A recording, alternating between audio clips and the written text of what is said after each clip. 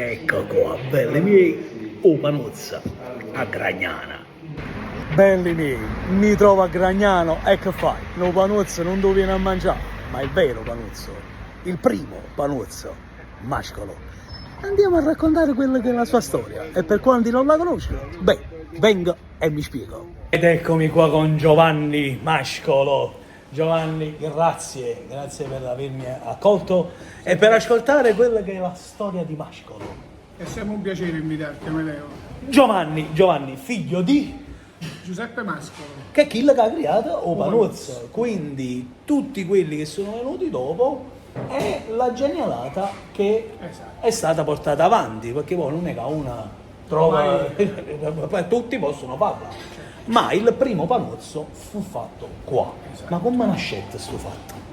Diciamo che quando aprì la pizzeria mio padre c'era poco da fare. A volte la sera rimaneva l'impasto della pizza, non sapeva cosa farne. Allora c'era un pezzo di pane, faceva tipo un pezzo, lo allungava e lo metteva dentro al forno. C'era una sera lo mise dentro al forno, lo riempì con della pancetta e mozzarella. Alcuni clienti stavano qua in pizzeria, lo assaggiarono. E da quella sera fu un boom proprio internazionale, è diventato internazionale. Quindi il primo è stato pancetta e mozzarella. Prima pancetta e mozzarella. Quindi possiamo dire che questa è in esclusiva questa cosa.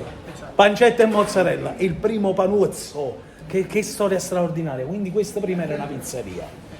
Tu sei la seconda generazione, ma dopo di te c'è sta la terza generazione. Adesso lo chiamiamo, che è mio nipote. Giuseppe a fianco a me, caro Giuseppe, grazie che mi hai fatto venire nel tuo mondo. Sempre a disposizione, qual è il problema? Giuseppe, che è Giuseppe Mascolo, quindi non nipote di altra, tu sei la terza generazione Sì, ufficiale. Come no? È una particolarità. Stai vicino Furna originale. Certo, questo è il nostro primo forno. Questo è quello dove infornava, Questo è dove è nato il Panuzzo. dove è nato il Panuzzo. E dove è nato il Panuzzo in questo forno è dove ha fatto la storia di Gragnano. Dove Gragnano è riconosciuta sia in Anche- Campania sia fuori dalla Campania, certamente. Quindi quel grano che t'ha fatta. Grazie Giuseppe, Grazie a te. buon lavoro. E questa è il Panuzza de Gragnana. Dire che te magno, o Panuzza, Mascolo, fa buona storia. Buon appetito.